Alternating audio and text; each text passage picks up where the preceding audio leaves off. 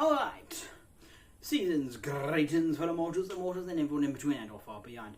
I am Cheryl Bloodye, I have fake boobs on, and I'm going to tell you about the weapons in my TTRPG. In my game, Goof Gourds and Guns, you play as someone who's made a deal with a demon, and use that to fight against the apocalypse with your friends. The weapon system in this game has gone through 3 different design stages, 3 different ideas. The first 2 weren't the best. They weren't so good. No. Not so good. But what are they about? So the first one was a weapon mastery system. Similar to how D&D does them, but I was trying to do it better and kind of didn't. I think that the D&D weapon mastery system doesn't go far enough, and that it is a bit boring. It kind of just, you get an extra ability, and some of them are cool, and some of them aren't, and it's kind of just,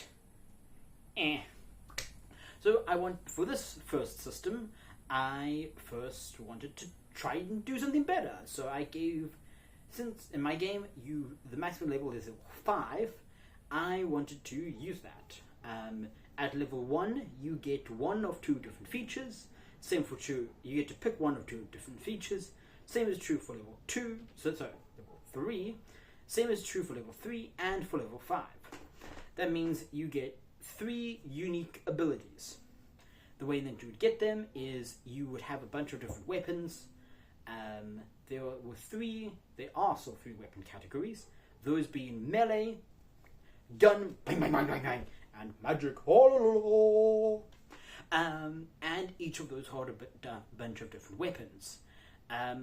Each weapon had a bunch of different properties, like the assault rifle could attack twice each time you shot it. There was a hunting rifle, which was like a sniper, single target thing. There was a chainsaw, which used ammo to power it. There was an orb of death,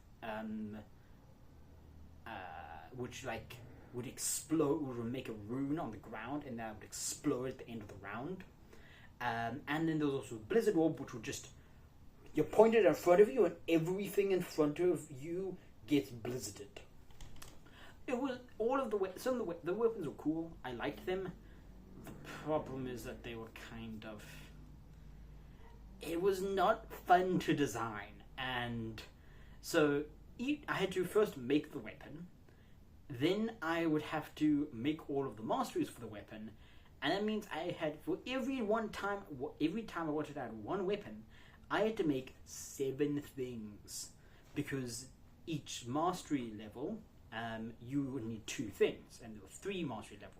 You'd get 1 mastery at level 1, 3, and 5, and you get pick 1 of 2, so that's 7 things, 6 from the masteries, and plus the weapon, that's 7.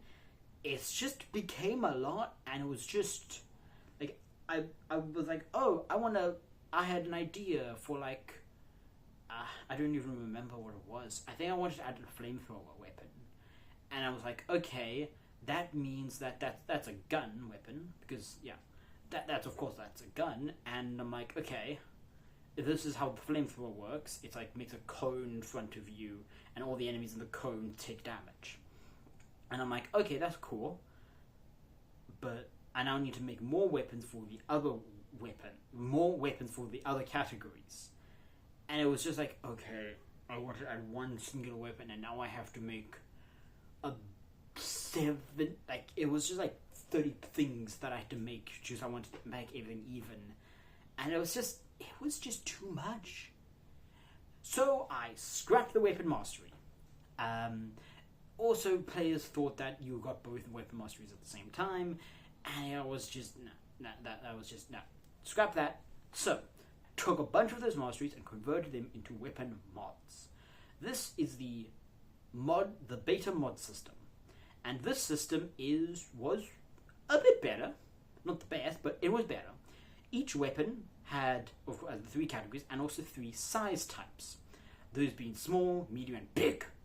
And every weapon fell into one of those, into either one into either small, medium, big, and was also a melee gun or magic weapon. So it had 9 different boxes that a weapon could be put into. And each weapon had 5 modification capacity. So you could put any number of mods onto your weapon as long as the mod capacity was not overused. And this was okay. It was a step in the right direction. The only problem is that the assault rifle was just the best weapon. Because, as I mentioned before, the assault rifle, it can attack twice. Every time you shoot it, you shoot 2 shots instead of just 1. You go bang, bang, and you go bang. So, why is that the best weapon? Because another weapon, because one of the mods was venom glands. Whenever the modified weapon deals damage, it deals an additional 1d6 poison damage. Guess what? The assault rifle went from dealing 1d4 damage per shot to 1d4 plus 6, 1d6 damage. So between 2 and 10 damage, with an average of 5 damage, if I did my maths right. Quick maths, yes. Average of d4 is 2, average of a d6 is 3. It's like 3 or 5, but I'm running it down. So yeah, around 5 to 6 damage, which, isn't bad, but it's shooting twice. So that's an average of 10 to 12 damage per turn. That was a lot bigger than all the other weapons. Now this could have been edited. I could have reduced the venom glands mod or changed it out, but what I didn't like about this is that it didn't feel that you were customizing the weapon. You weren't making the weapon your own. And that's what I wanted from this. I wanted you to feel that you could make the weapon your own. And the modification system was fine, it just wasn't fun. And so I changed it again. And now we get to today's system. This system is not the best. I want it to be the best, but I have to face the fact that it is not. What is the system? You still have, every weapon has 5 modification capacity. And you put on mods and you change the weapon. You can get a bunch of different stuff. I'm not going to go over them because I frankly don't remember them all. There's like 70 mods right now. Some of them are going to be removed because of other reasons, which I'll get back because ammo no longer exists. But I'm going to get back to that. In this system, you no longer have the weapon sizes. Small, medium, and large don't exist. Be gone. You still have the 3 weapon types, categories, which is magic, gun, and melee, still. And you now make your weapon. There's a table. And yeah, if you want to, every weapon, you basically select what you want your weapon to do and how you want it to work. You choose the stat that you use for its basis. So if you, let's say you want to make a big hammer, you're going to select bulk, which is this game's strength stat for your main stat. And you might want to select the smack attack pattern. What is an attack pattern? The attack pattern is how the weapon attacks.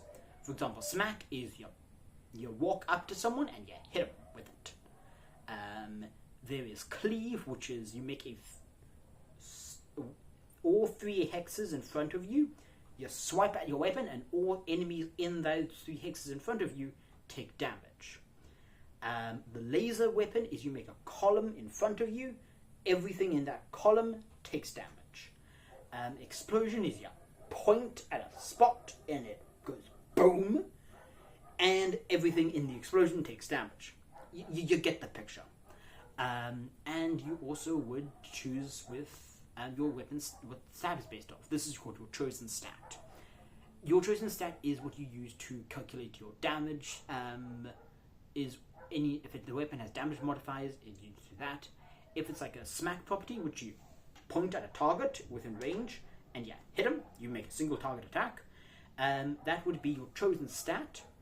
Let's just say you have a bulk of 3, plus your proficiency modifier, which at level 1, that's plus 2, and you add those together and add your 2-hit roll. Exactly the same like it is in D&D, except the weapons, you choose the stat that you use for your 2-hit rolls, unlike in D&D in which you choose the weapon and the weapon chooses the stat. I just decided, you know what, why not just let people make their own weapons? And yeah, and it is, honestly, I really like the system. I made it, so I will be biased, but it is fun. One of the players has made a gun, which is called Vibe Check. This is you know those, when you go to a cashier and they use that gun, that laser, not laser gun, but the thing, you go to an item, you hear beep, beep, beep. Yeah, that's what their gun is. And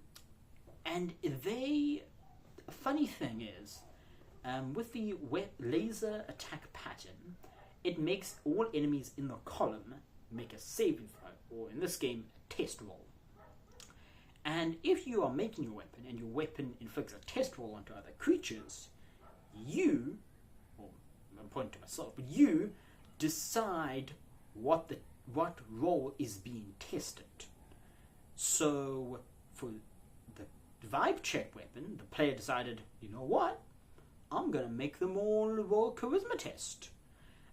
So yeah, it's literally just, you point the gun, and it goes beep, and if they pass the Vibe Check, they're fine, but if they don't, well, I guess they're being bought by somebody. Yeah. The main problem with this weapon is that this system is that it is a lot. There is a table, and the table has like 5-6 rows that you need to look through. There are 7 attack patterns, and some categories don't have access to certain types of weapons, certain attack patterns. For example, the melee attack pattern, the melee category doesn't have access to the explosion category because it kind of doesn't really make sense for a melee weapon to be able to explode like that. That's kind of not what melee weapons do, so it just doesn't have access to that, which does help. But you know how I mentioned that there's like 70 mods? Yeah, there's 70 mods, and yeah, that's a lot. There are positive and negative mods. So positive mods cost you mod capacity and give you some kind of extra attribute, and negative mods give you some kind of drawback and then, give you more mod capacity.